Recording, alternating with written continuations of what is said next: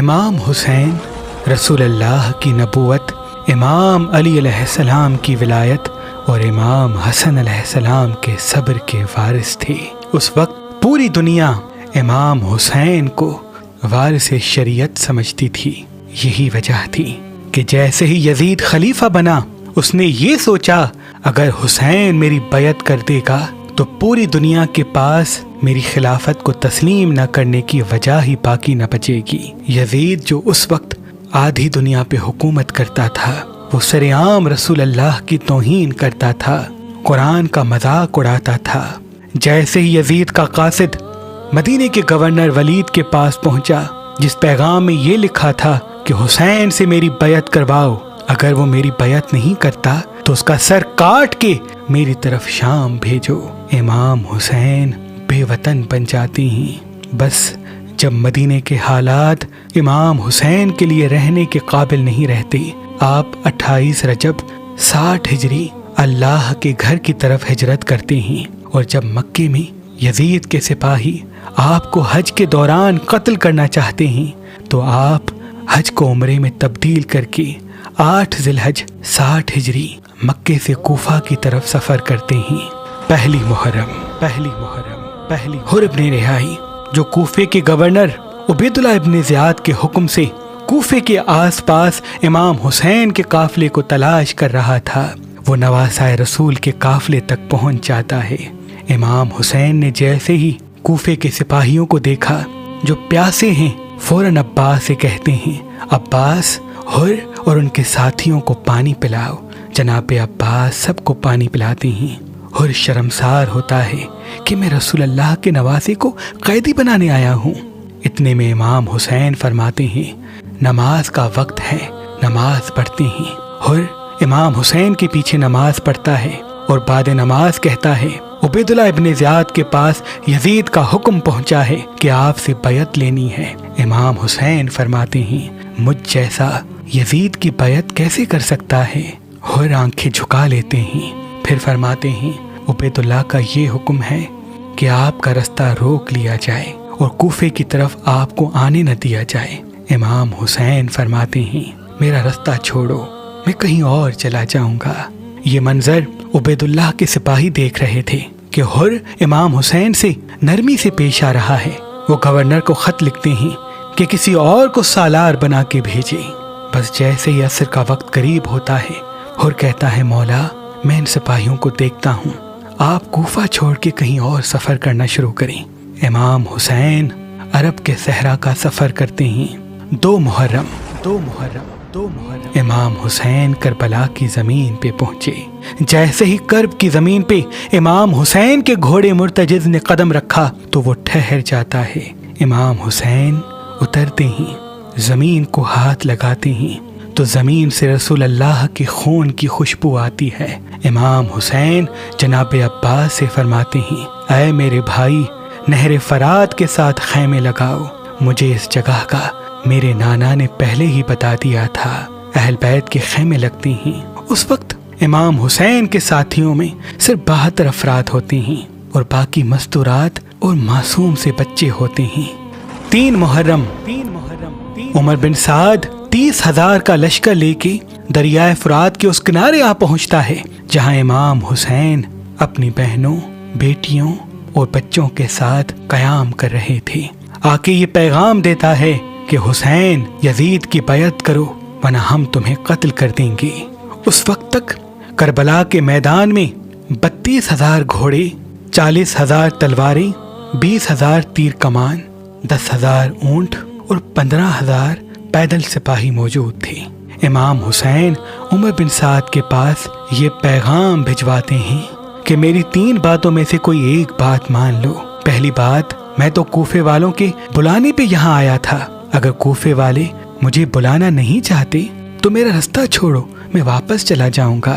دوسری بات، اگر چاہتے ہو کہ میں کوفے بھی نہ جاؤں اور مدینے اور مکے بھی نہ جاؤں تو میرا رستہ چھوڑو، میں عرب کی زمین چھوڑ کے زمین کے کسی دوسرے حصے میں چلا جاؤں گا اور امن کے ساتھ زندگی گزاروں گا۔ اگر تم یہ دونوں چیزیں نہیں مانتے تو مجھے یزید کے پاس شام لے کے چلو، میں یزید سے خود بات کروں گا۔ عمر بن سعد نے یہ خط کوفے کے گورنر عبیداللہ بن زیاد کے پاس بھیجا۔ وہ امام حسین کے اس پیغام کو دیکھ کے پھاڑ دیتا ہے اور شمر سے کہتا ہے، شمر، میں نے عمر بن سعد کو حسین قتل کرنے کے لیے بھیجا تھا، یہ میرے پاس حسین کے خطوط بھیجتا ہے، جا 50,000 کا لشکر لے کے جا اور جلد میرے پاس حسین کا سر بھیج۔ 4 محرم شمر 50,000 کا لشکر لے کے کربلا پہنچتا ہے اور عمر بن سعد سے کہتا ہے، حسین سے بات کرنا عبیداللہ کو پسند نہیں، وہ حسین کا سر مانگ رہا ہے۔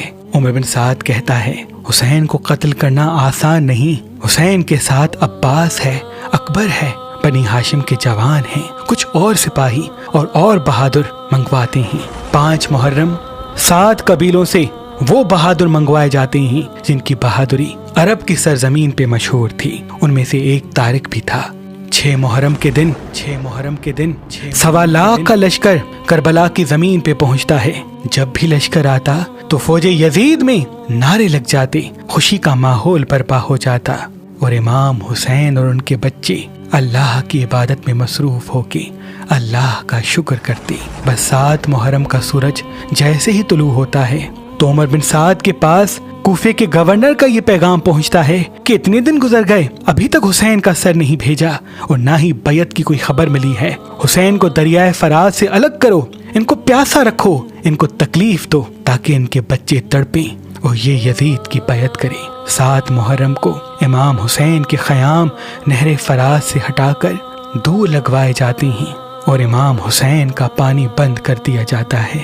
8 محرم 45,000 کا لشکر اور کربلا کے میدان میں شامل ہوتا ہے اور آل محمد کے خیام میں التش التش کی صدائیں عام ہوتی ہیں، بچے پیاس سے تڑپنے لگتے ہیں اور بچوں کی رونے کی آواز صحرا میں گونجتی رہتی ہے۔ 9 محرم شمر نے عمر بن سعد کو کہا کہ 9 محرم کو جنگ رکھتے ہیں اور حسین کے ساتھیوں کو قتل کر لیتے ہیں۔ امام حسین نے فرمایا، مجھے 1 رات اللہ کی عبادت کے لیے دے دو۔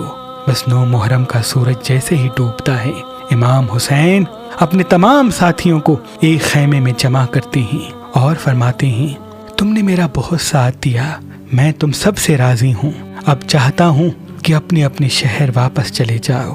یہ لوگ رسول اللہ کے نواسے کا خون مانگتے ہیں، ان کی اولاد کو قتل کرنا چاہتے ہیں۔ یہ بات سن کے امام حسین کے ساتھی ادھر ادھر دیکھتے ہیں۔ امام حسین فرماتے ہیں، شاید آنکھوں کی شرم کی وجہ سے نہیں اٹھ رہے، عباس چراغ بجھا لو۔ چراغ بجھایا جاتا ہے، اندھیرا ہو جاتا ہے۔ کچھ دیر کے بعد پھر مولا حکم فرماتے ہیں، عباس چراغ جلاؤ۔ اب جو چراغ جلے سب کی تلواریں اپنی اپنی گردن پہ رکھی ہیں اور ایک آواز میں کہتے ہیں، مولا اگر ہماری 1000 جانیں ہوتی تو ہم سب آپ پہ قربان کرتے، کیونکہ ہم خود کو جنت اور دوزخ کے درمیان دیکھ رہے ہیں۔ آج ہمارے ایمان کا امتحان ہے۔ امام حسین فرماتے ہیں، جاؤ اپنے اپنے خیمے میں اللہ کی عبادت کرو، کل صبح کا سورج ہمیں امتحان دینا ہے۔ جیسے ہی 10 محرم کا سورج طلوع ہوتا ہے، علی اکبر اذان دیتے ہیں۔ امام حسین اپنے تمام ساتھیوں کے ساتھ نماز پڑھتے ہیں۔ نماز میں ہی عمر بن سعد حملہ کرتا ہے، کچھ ساتھی آگے آگے حفاظت کرتے ہیں اور شہادت کا جام پیتے ہیں۔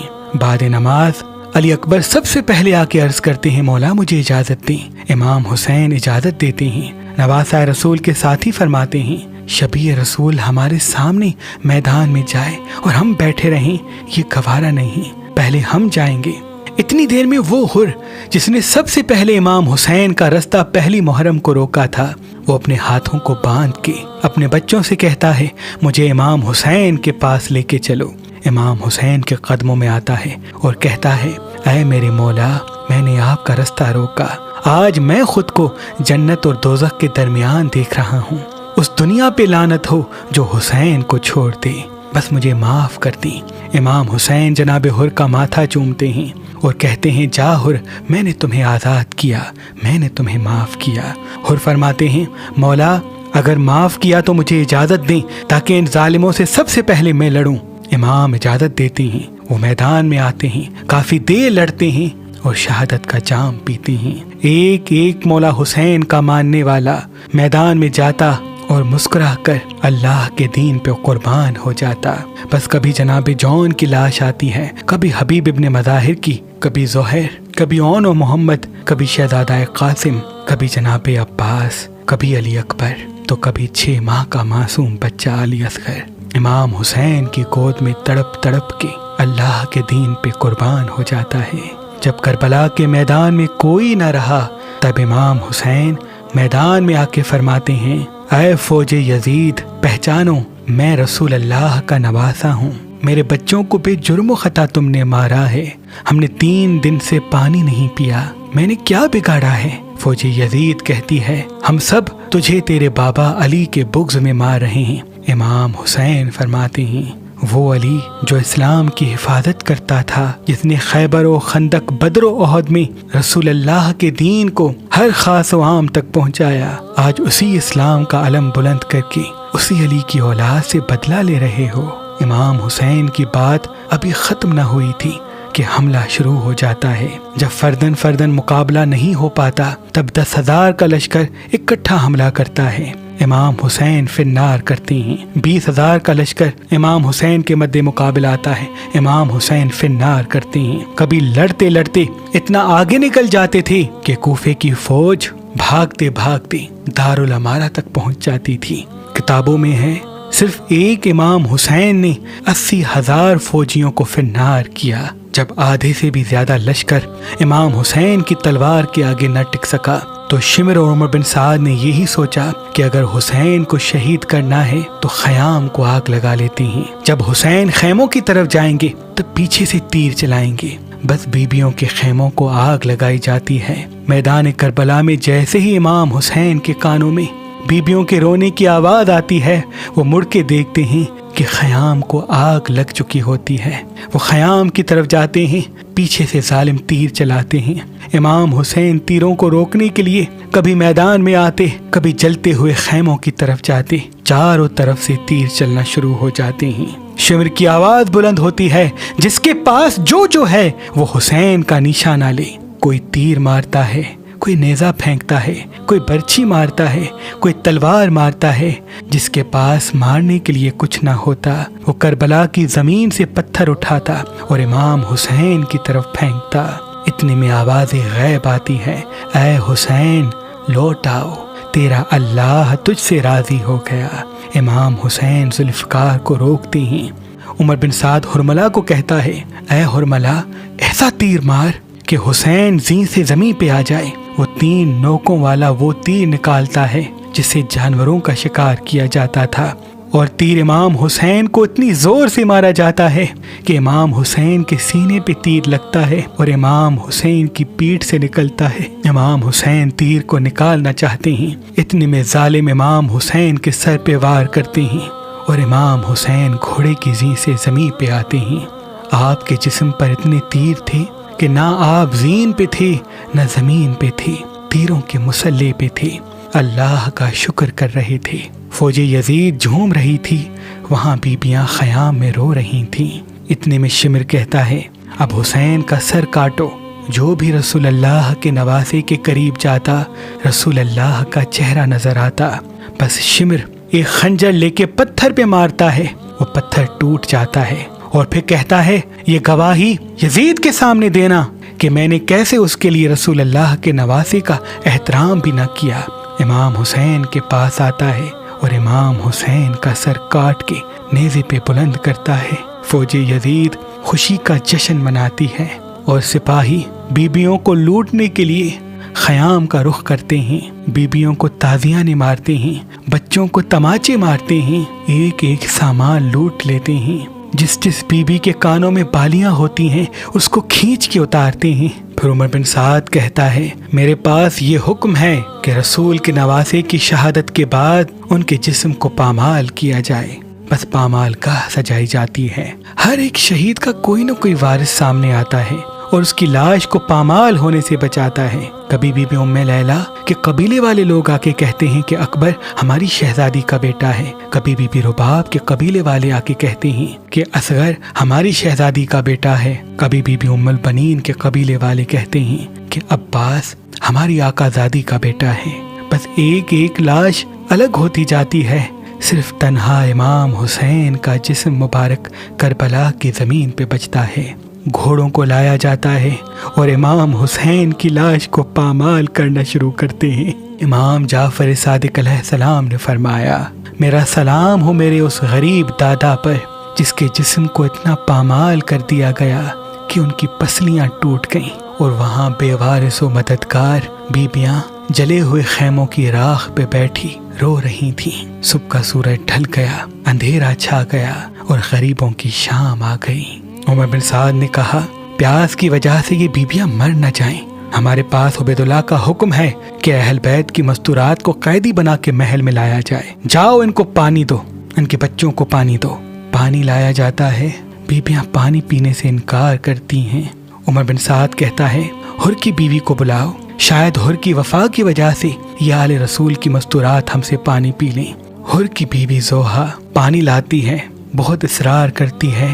بی بی زینب چھوٹے چھوٹے بچوں کو بلاتی ہیں اور ان کو پانی پلاتی ہیں، اور تمام بیویوں سے کہتی ہے، اگر ہم اس وقت پانی نہیں پئیں گے تو یہ خودکشی ہوگی، اور خودکشی اسلام میں حرام ہے۔ سب کو دلاسا دے کے پانی پلا کے اللہ کی عبادت میں سب اہل بیت مصروف ہو جاتے ہیں۔ 11 محرم کا سورج طلوع ہوتا ہے، اہل بیت کو قیدی بنایا جاتا ہے، رسیوں میں باندھ کے تازیانے مار کے کوفے کی طرف لایا جاتا ہے۔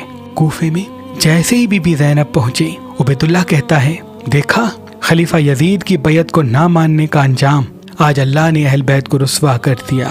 بی بی زینب فرماتی ہے، اے عبید اللہ، میں نے تو کربلا میں اہل بیت کی شان کو اونچا ہوتا ہوا دیکھا ہے۔ اللہ نے ہمیں وہ مرتبہ دیا ہے اور اس قربانی کے لیے چنا ہے جو رہتی دنیا تک نہیں مٹے گی۔ جہاں جہاں اسلام ہوگا وہاں وہاں اہل بیت کی قربانی کو یاد کیا جائے گا کہ کیسے رسول اللہ کی اولاد نے رسول اللہ کے دین کی حفاظت کی۔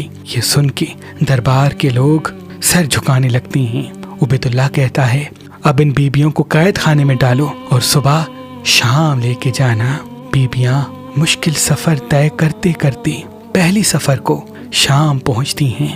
امام سجاد کو توق پہنا ہوتا ہے، بیبیوں کے پاؤں ننگے ہوتے ہیں۔ بہت سے بچے جن کو اونٹوں پہ سوار کر دیا گیا تھا وہ رستے میں ہی شہید ہو جاتے ہیں، کیونکہ جو بچہ اونٹ سے گرتا وہ گھوڑوں اور اونٹوں کے پاؤں میں کچل کے شہید ہو جاتا۔